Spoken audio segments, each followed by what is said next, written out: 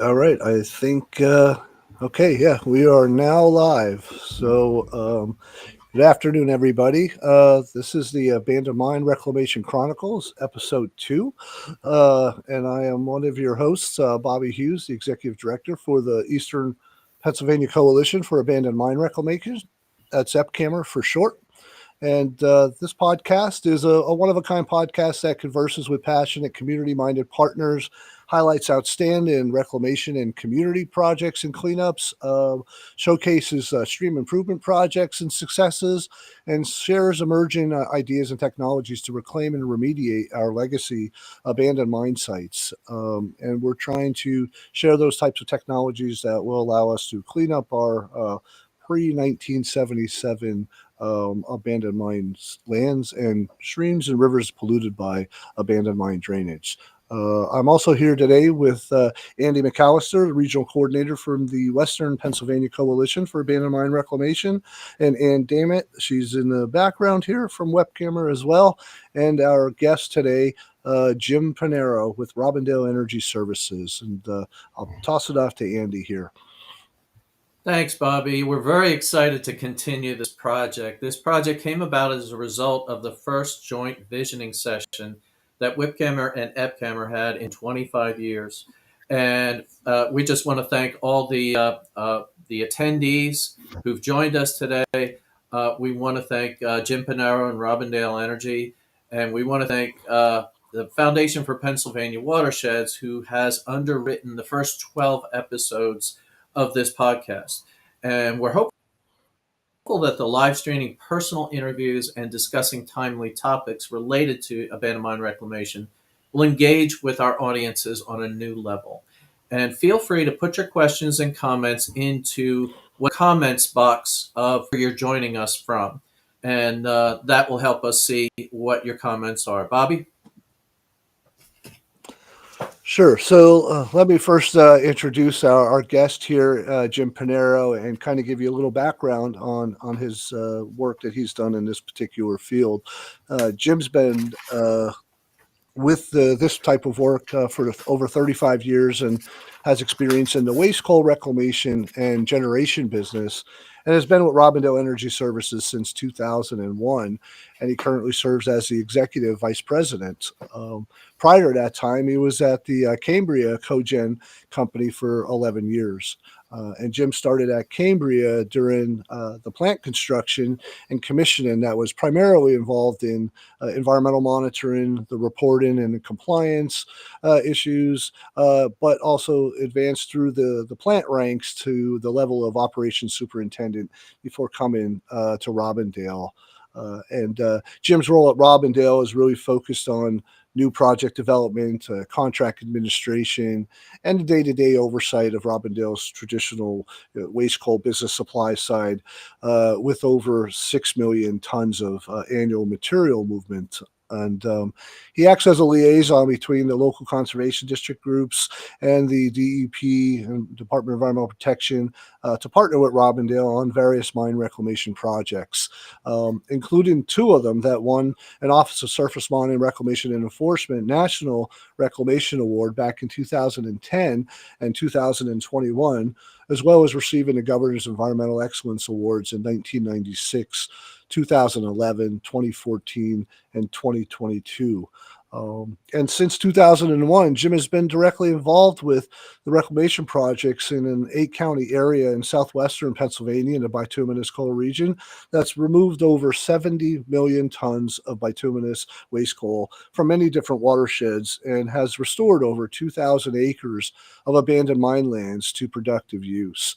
So Jim's done quite a bit of work in Western Pennsylvania. It's helped us advance our cause and efforts that we strongly advocate for in abandoned mine reclamation and watershed restoration. Thank you, Bobby. Welcome, Jim Panaro. Thank you so much for being a guest on Abandoned Mine Reclamation Chronicles. It's great to see you again, Andy. It's been a good to little while. it's good to see you. I think we see each other periodically in the course of our line of work, and it's good to have you in this kind of format. Um, I think it would be great for our audience to get to know you better. If there's a way you can talk about you, your history, where did you grow up? What is your story? Well, my story is a local story. I grew up in a little town called St. Benedict. It was a small coal mining town in Cambria County. Except for a brief time away at college, I've been kind of blessed to be back in my home area for the majority of my career. I currently live in Ebensburg, or outside of Ebensburg in Cambria County. I've been married actually to my high school sweetheart for 37 years now. Have one son, Julian, and a daughter, Zoe. And again, blessed, they both live locally here to us now, and both starting families of their own. So it's been great to be with a local company and have these opportunities to raise my family here. I have a question for you. Did you always have a connection to mining, like in your family background, and abandoned mine reclamation, or is that something new for you?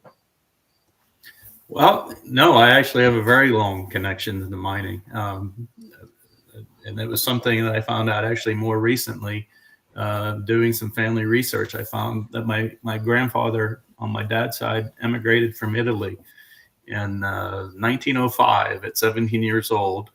And we saw his Ellis Island records, and it said that he was going to Elmora, Pennsylvania, to work in a coal mine, and was referred by a cousin. And so, he came into the area, over a century ago. And then my father worked in underground coal mines for 32 years after serving in World War II. So it's hard to imagine now for me that I've spent over half my life directly involved with this coal refuse reclamation projects, potentially on some of the coal that the two of them have mined over the period of time. So, and in fact, one of the OSM awards that Bobby mentioned earlier was for a Barnes-Watkins pile that we did in 2006 to 2008. That pile was a national OSM award for best Eastern reclamation project. It was about a mile away from where I went to elementary school. And ironically, finding out within the last 2 years, that's the same town that my grandfather came to from Italy. So I would say that is a long history in the coal side. I would think so too. And now that you've definitely been involved in mining and reclamation in your career, I think Bobby has a few questions about that. Go ahead, Bobby. Yeah, Jim, I was wondering if maybe you could share a little bit of more details about your career, like, just where did you start even before maybe coming into this particular field? And can you give us a little bit more information about Robindale Energy and the work that they're doing? And if you get a chance, maybe talk about the history of the cogens and just sort of how they came about and when, and maybe a little background on power purchase agreements, and we'll talk a little bit later, but maybe just a differentiation between what a cogen plant is versus what a coal-fired plant is, because there's a lot of differences there that I think there's a misconception out there, and there's a lot of misinformation about the difference between the two types of plants in both the active industry and in reclamation work that we see you all doing and have done both across the bituminous region and here in the anthracite. Okay. It's a lot of questions. You'll have to remind me if I missed a few. Yeah, I'll come back to them. Yeah. I actually started my career. I went to Penn State. I'm a mechanical engineer. After graduating from Penn State, like literally within a couple weeks, I went to work for a defense subcontractor in our area. It was a machine shop and a sheet metal shop that made parts for Grumman aircraft. So back at that time, there was a lot of our Congressman John Murtha was very involved in. There were a lot of defense subcontractor projects in the Johnstown area in the late 80s, early 90s. primarily where a lot of the people were going to work as our coal mine industry was closing down. It was a step back, trying to revert the economy onto to that side. But also about that time was when these cogen plants started to come around. So I only worked for about 2 years for that defense subcontractor, and then we got word that Cambria Cogen was going to start up. So I had applied there. A lot of my mechanical engineering background in thermodynamics and the power plant side, that was an interest to me. So I went to Cambria Cogen in 1990. That plant was still under construction. It was a brand new plant. It was actually being built by Air Products and Chemicals from Allentown, PA. That was the first bituminous waste or gob-fired plant that was built in Pennsylvania. It came online in March of 1991 and went commercial. I was there for about 11 years and then went to Robindale. When Robindale was being formed, I was actually the first person hired for their new company. And at that time, Robindale initially was a 50-50 partnership. It was founded by Scott Crow from Latrobe, Pennsylvania, and also Neil Hedrick from Blossburg, PA, north of Williamsport. They were completely formed a company just for the sole purpose of supplying fuel and limestone and handling the ash from the Seward plant that was under construction at that time. Seward started construction in 2000 and it went through 2004 and it came online.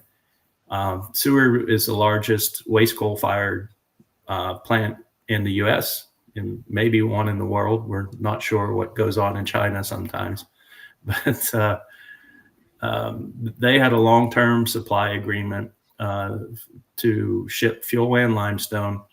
And we also had a long-term agreement to handle all the maintenance and operating at the plant, inside the plant on the material handling section. So all the fuel receiving, crushing, the limestone receiving and pulverizing, and then as well as loading the outbound trucks.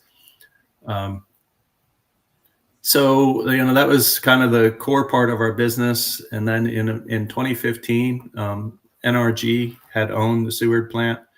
They had approached us in 2015 and were thinking of selling the plant to a third party, another bigger electric company.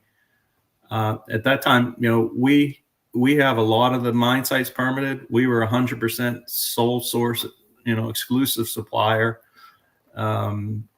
We had some concerns that, frankly, that if somebody else bought it and it could potentially shut down, and we're partway through these reclamations, or convert it to gas or something, because the economic downturn after 2008 and the power prices were dropping. So NRG didn't see it as a key part of their business. So at that time, we actually threw our hat in the ring and we said we wanted to purchase a plant, and we ended up buying Seward in February of 2016. And we had NRG. We kind of flipped the script to NRG to be on. We kept them on site as operating the power block of the plant, the generation side. And that lasted until 2023. And at that point, we took over complete operation of the plant. We hired most of their operators and people on site, and had to bring in some new people. And we've operated that since 2023 on our own, 100% from top to bottom.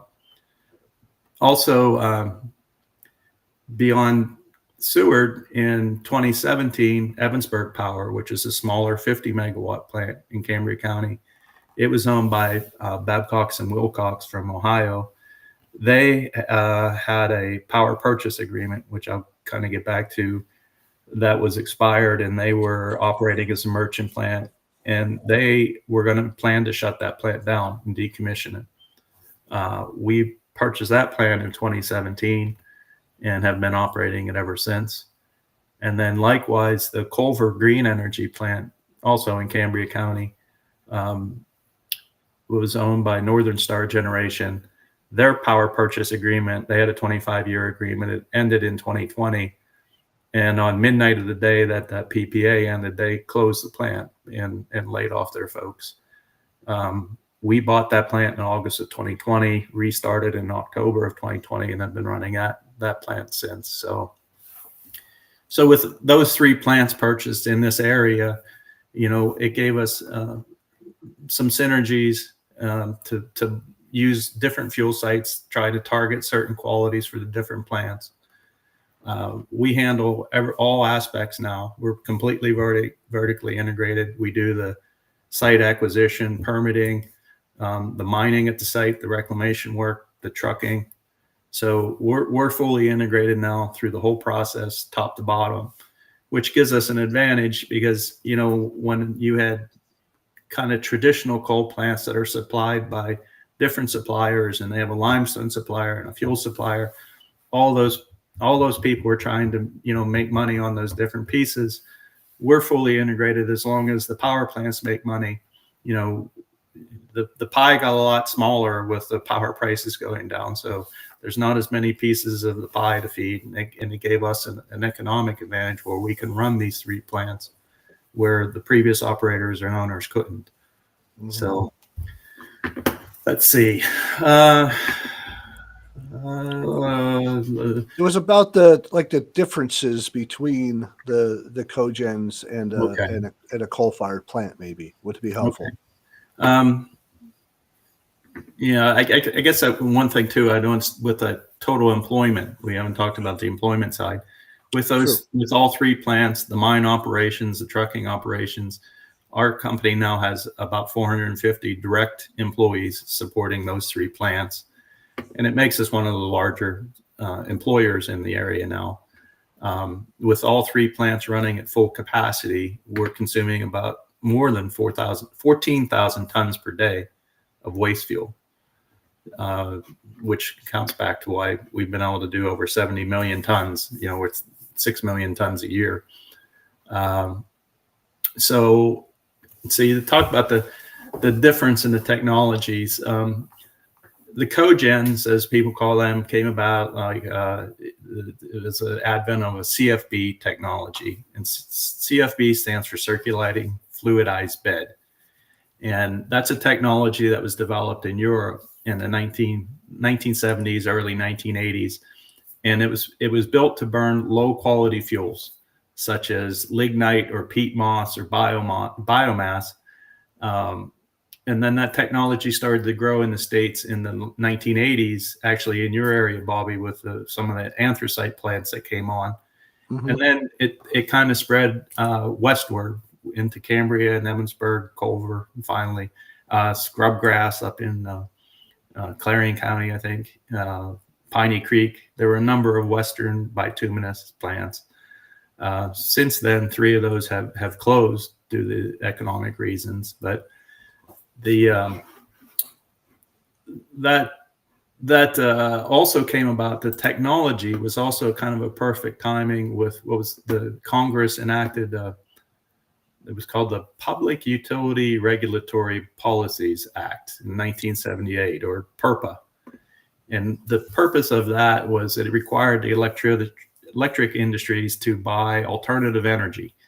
And it was generated by a qualified facility. And that they were required to buy that energy from those plants at an avoided cost rate. And that avoided cost proved pretty instrumental in the developers investing in these new and risky businesses because they had long-term, they were typically 20 or 25-year power purchase agreements that made these facilities financeable. So that whole process was kind of a merge of a regulatory issue that supported the financing plus this technology. The early PURPA plants, when they had these power purchase agreements, there had to be, the plants were operating and generating electricity, but they were also generating steam.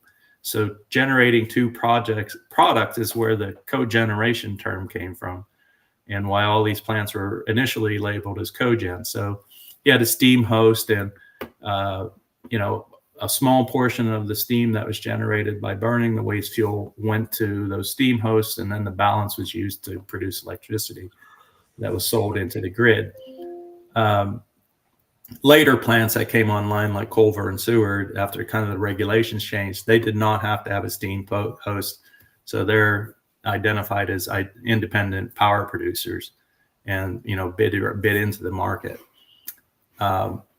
As far as the difference between the plants, there's three main differences that on the CFBs that allow them to work efficiently and cleanly with these low quality fuels.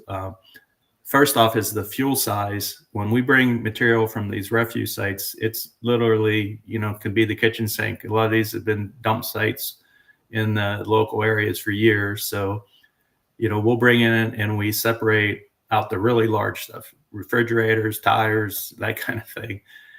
And we'll do a gradual step down to where we get everything down to 2 inches or smaller. And then that 2-inch material is crushed down to like a 3/8 inch by 0. You would identify that like a pea gravel or anti-skid size is the biggest. Whereas pulverized coal units, a traditional coal plant pulverizes their coal down to it's like a gunpowder size.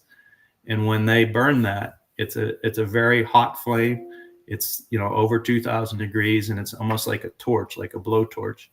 Whereas a CFB, it's more like a hot air popcorn popper. There's thousands and thousands of air nozzles in the bottom of a boiler that keep this material suspended, and it kind of bubbles around in there like lava, and these slow smoldering fire will burn those bigger particles down, and it only burns in about 1,500 to 1,800 degrees. And that's a key point for us because the high ash content of these waste coals, if you exceed 2,000 degrees or 2,200 degrees, the ash will start to melt and stick together, and it makes a big clinker. So that's the key piece of this temperature thing, that why we can burn waste coal and a traditional plant can't. The other thing there is at that temperature range, at 1,500 or 1,800 degrees, we add about 20 to 25% crushed limestone right into the boiler when we burn the fuel. And at that temperature range, it's like a limestone kiln. That limestone will break down and form calcium oxide. And then the calcium oxide that we feed, when we're burning this fuel, it's releasing sulfur in the form of SO2. And the calcium oxide and the SO2 combine to make gypsum, which is the same thing that wallboard's made out of. And it's an inert form of the sulfur. If that's put into the atmosphere, into the water, it will not leach the sulfur back out. The sulfur's captured. And we're required to do that to meet our air permits on our Title V air permits to have 95% air SO2 capture. So they all kind of go together. Let's see, what's the it's free lime we talked about. I think that's it.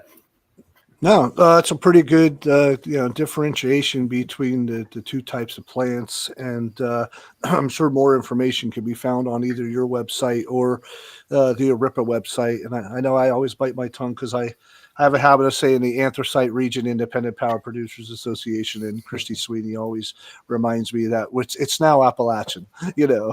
So, so it's good. It's good information to have. So anyway, with that, I'll turn it back to Andy, see if he's got some other questions here as well.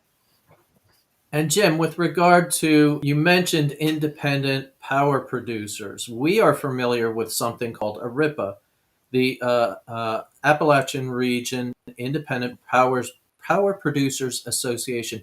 Can you tell us about ARIPA? It's what its activities are, how many plants are members, things like that?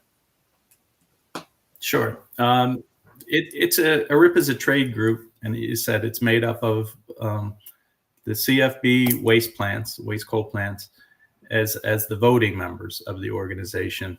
And then there's industrial clients that serve them, whether it's boiler makers, pipe fitters, a lot of the mechanical maintenance, and the companies that support these plants, and those companies would be associate members. There's 12 plants currently. There's 10 in Pennsylvania, one's in West Virginia, and one's in Virginia. There used to be several more. Unfortunately, we've lost a lot of the plants, as I mentioned, over the years here in the western part of the state.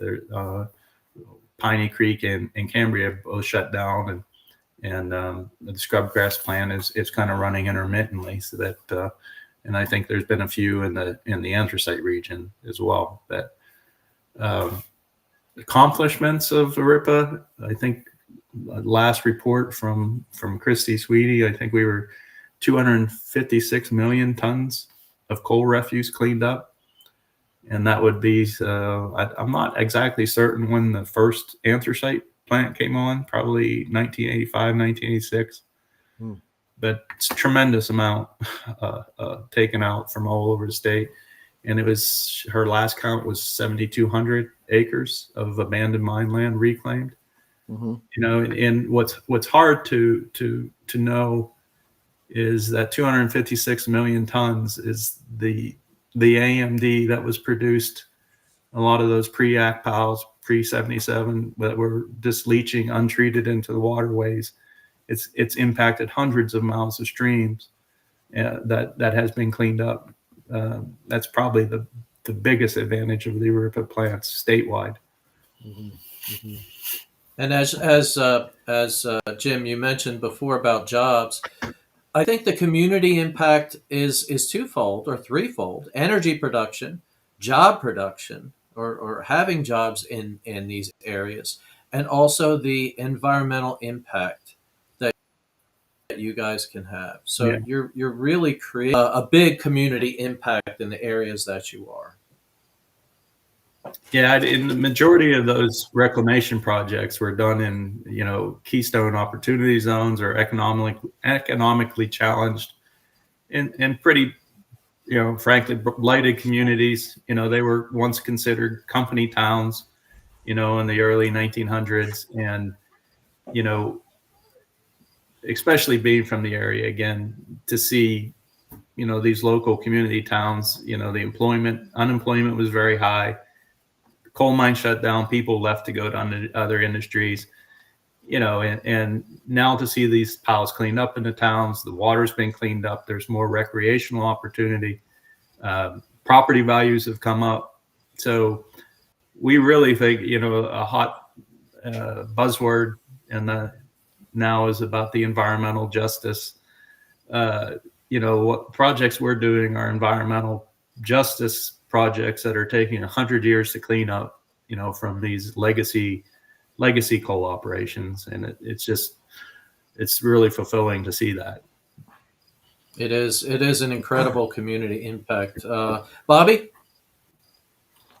Yeah, I was just going to say, in terms of the community impacts, and Andy will maybe ask this a little bit later on about some of the support that both the RIPA Trade Association itself and the plants have been supporting us in many ways through community involvement. Andy will touch on that, but I wanted to kind of just ask you if you had a sort of personal philosophy, or, you know, as a professional and a community leader, you know, what's been driving you to do the work, and you know, knowing how you built your career around this, is there anything that you might want to say to others who could be interested in getting into this field, maybe young professionals that have an interest in doing environmental restoration, or even mechanical engineering, or the type of jobs that typically could be at a plant?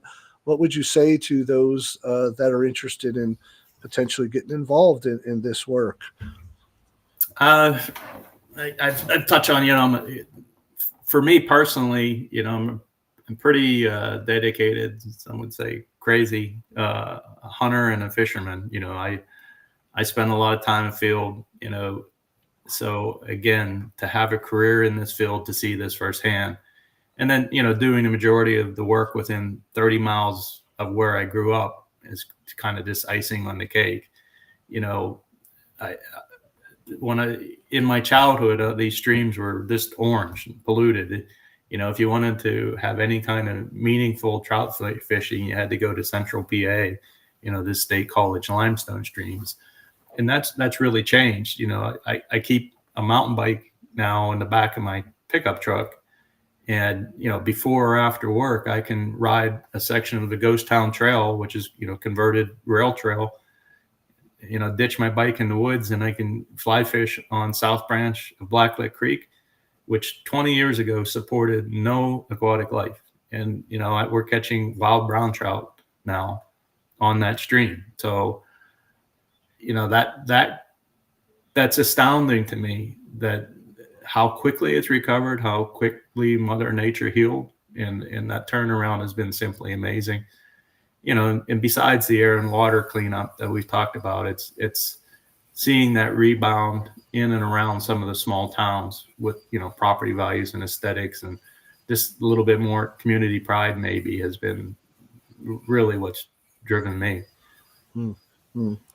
No, I think a lot of people feel the same way that grow up here, not only in Pennsylvania, but throughout Appalachia, particularly if they kind of had to grow up through those times and seeing the same things that you're talking about, as we all have done as well, and seeing the changes made to where many of those black banks are going away and they're being converted to economic development opportunities or green space or recreational trails, and fishing, kayaking, boating type opportunities in these areas. And that's something I think that we're all striving for better qualities of life for our communities in the areas that we're working in, and also for future generations, our kids and grandkids that are going to come up and not have to maybe deal with so much of that pollution and legacy pollution that we've all had to endure growing up, that we're really happy to see become removed from the landscape and be converted into such positive uses. And I think that Aripa and Robindale and a number of the other plants across the state have just been tremendous partners in doing that. And I think Andy's may have a chance here just to give a good example of what that partnership is like with both EPCAMR and WIPCAMR and Aripa that we've had for nearly 30 years, the partnership, but maybe in the last 20 some years in just trying to pull together a program to support some of these community efforts out there. So maybe Andy wants to talk about that a little bit. I thank you, Bobby. I think some of the activities that Jim mentioned and his philosophy points out his dedication to the environmental issues that we all deal with today. And it's so important to point out that Jim also spent multiple years on the board of directors for WIPCAMR, serving as president for some time, and we thank him for that. That was a wonderful time. And this is probably an appropriate time to discuss, we go back to Aripa, the the Appalachian Region Independent Power Producers Association. The AMD AML Award, the annual award, to date $100,000 has been awarded to on-the-ground AMD AML projects from Aripa. And this year in 2025, Aripa awarded another $6,000 to important projects across the coal regions of Pennsylvania, to watershed groups and conservation districts that are partnering with Aripa on projects to remediate the legacy of pre-regulation coal mining. On top of that, Robindale has become a platinum sponsor of our annual PA Abandoned Mine Reclamation Conference. I have a plug for that. That's treatminewater.com. If you haven't gone to that website, go to the website, and it's a wonderful conference. This is only scratching the surface of some of the charitable contributions from Aripa, Robindale, and you personally. Your generosity is undeniable. Tell us some of the other causes you support, either through Aripa, Robindale, or personally, if you don't mind. Well, Robindale is, I said, it's a really a family-owned company now from Latrobe, and they are a very strong belief in supporting the communities that we do business, and we have quite a program for anybody that works for us if they're personally involved with projects, and it's very wide ranging, from environmental education. Any local sports teams, conservation groups, they're a very big promoter. Kind of in preparation for this, I went back and looked in 2024. Robindale contributed over $800,000 to support, and it was 156 local groups And that's everything from Boy Scouts to, school programs, and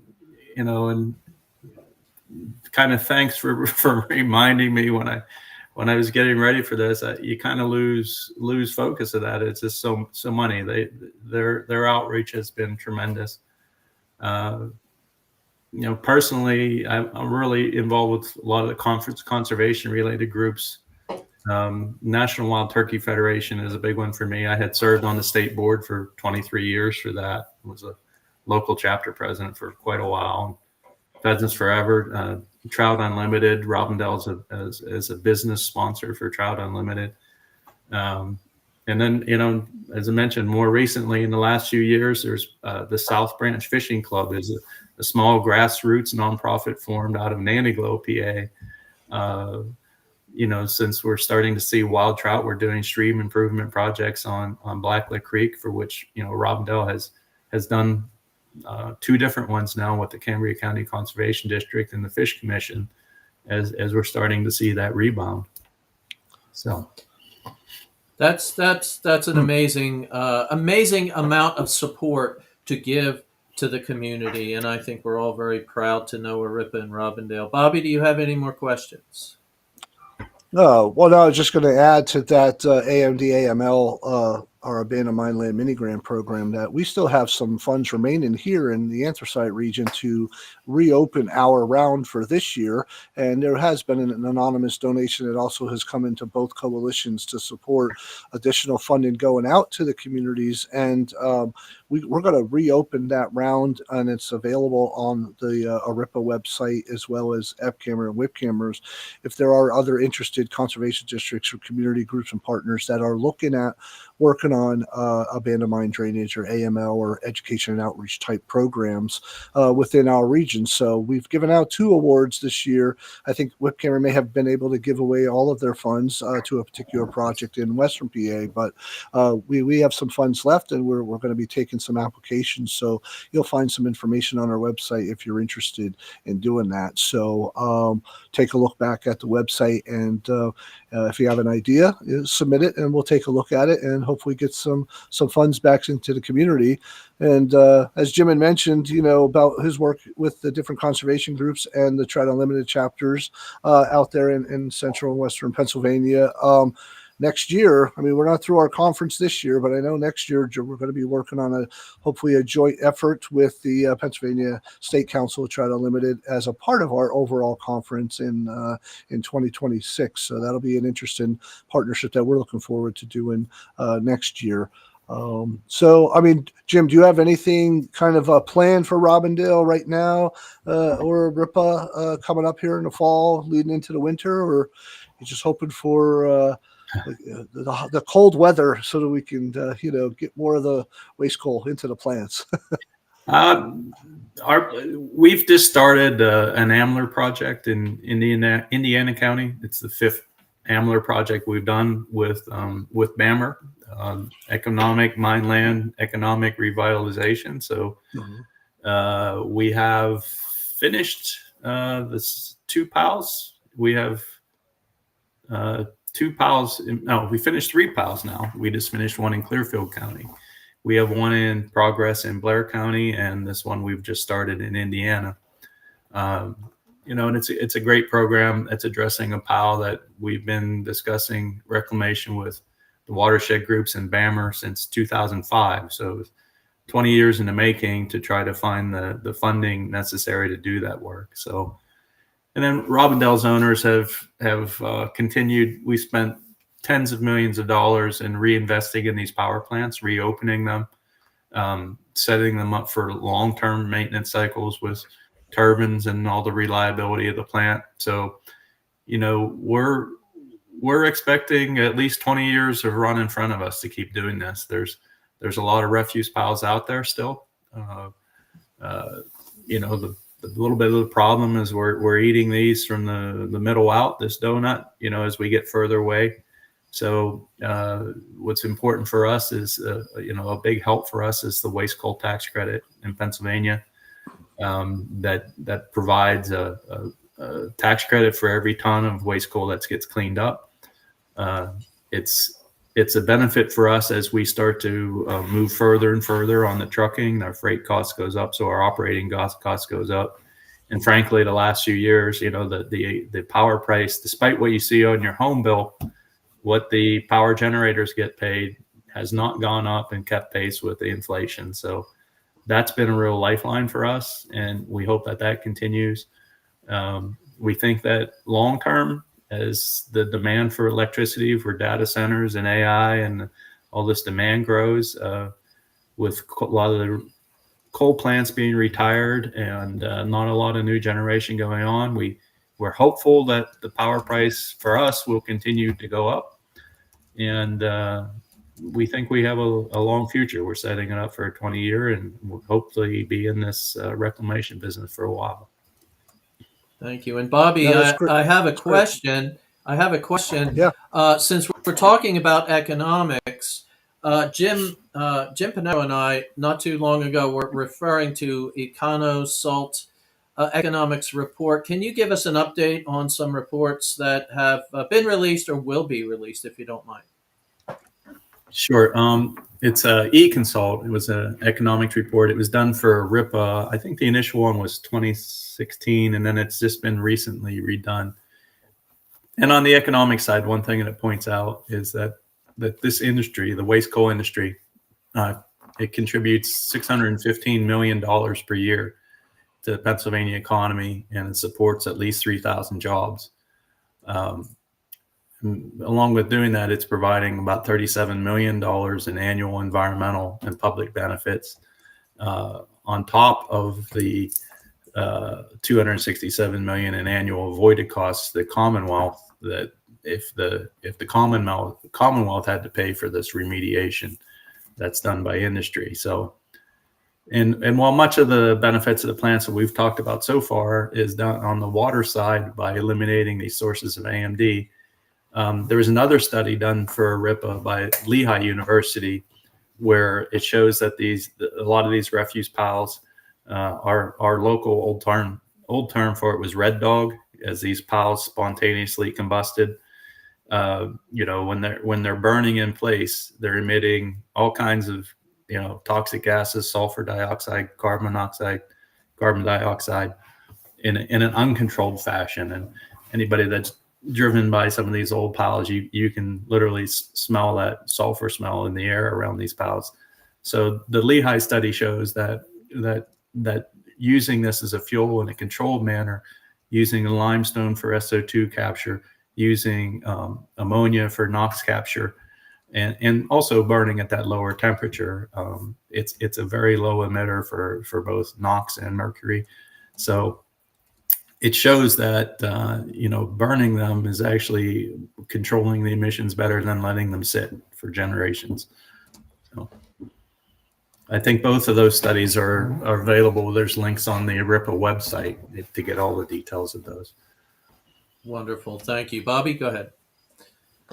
Yeah, so we would like to just kind of close each episode with a piece of advice to our kind of leaders and community volunteers, to offer to our nonprofit watershed groups and community organizations with respect to their organizational capacity and their sustainability. And do you have any kind of words of wisdom to share, or that could help them continue to keep up the good fight? It's just something we're constantly trying to support these volunteer groups on the ground that want to work with plants like yours and companies like yours to be able to do the outreach and to get the data that we need for the streams, and to kind of increase the community's awareness of the good work that you're doing. What would you what kind of advice would you say or have for those to do that in Pennsylvania? Well, probably the biggest thing in was involvement with WIPCAMR long ago, and working with Andy and his group. I think sometimes the coal mining, we have a strong history in PA, and that history was a major contributor that allowed the U.S. to become world economic leader. 1800s with the steel industry, the world wars, and the economic boom that followed. But that legacy, frankly, left. There's a dark side of that caused a lot of these environmental and social problems that we're dealing with a century later. So what I see sometimes is there's kind of a distrust of big coal. Some of the nonprofits and watershed groups, they try to paint the current coal companies with that same brush.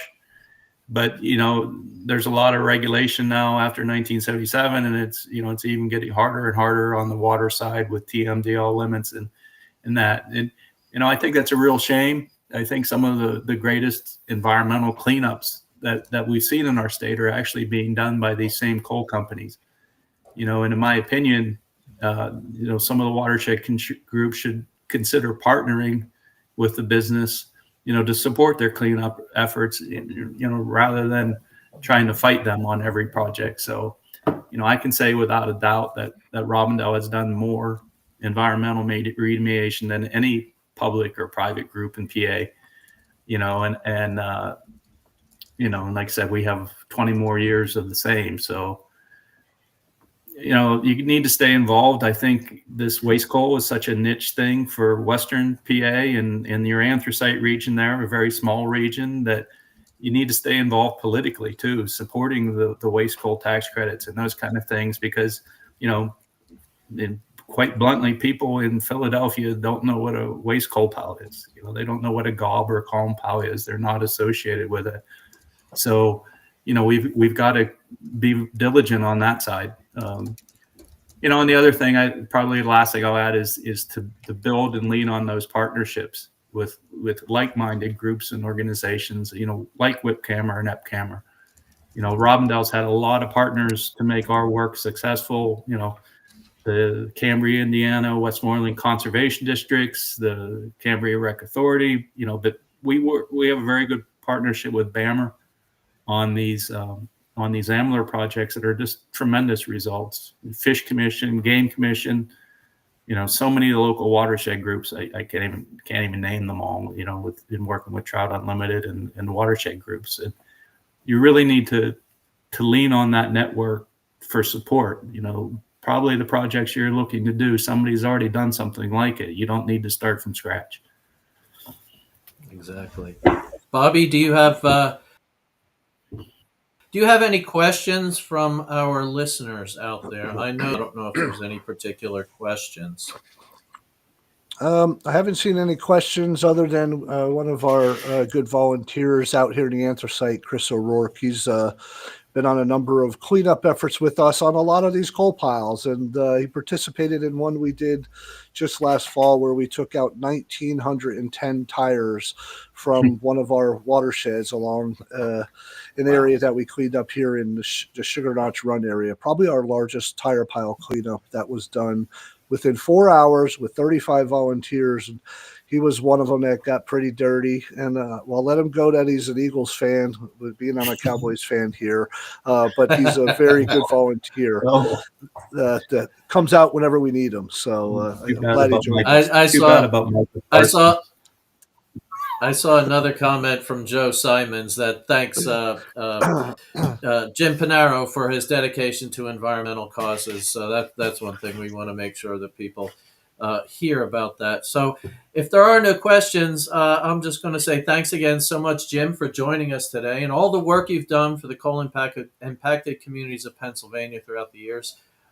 Thanks again for the annual RIP Award. We're looking forward to this spring's round. So if any of the watershed groups that are out there, keep in touch with WIPCAMR and EPCAMR, and we'll let you know if/when the RIP Award will be coming back to your neighborhood again. And we thank Robindale and ARIPA for platinum sponsorship of the PA Abandoned Mine Reclamation Conference. Remember, treatminewater.com. Go to that website. We're also thankful to have you as a friend and a good partner in Abandoned Mine Reclamation, Jim. We're also thankful for all of our watershed groups and all of our listeners that keep doing the good fight out there. So keep up with us. Keep up with everything that's going on. And please tune in on the very first Friday of every month at noon for a new episode of Abandoned Mine Reclamation Chronicles. And in the future, we have some interesting guests lined up. Next month, Friday, October 3rd at 12 noon, we have an interview with PADEP Secretary Jessica Shirley. So until then, everyone have a great month, and we'll see you next time. Thank you all. Thank you, Jim. Thanks for letting me tell the story. We love it. Thanks, Jim. Appreciate you being here. Bye-bye. Bye-bye, y'all. Bye.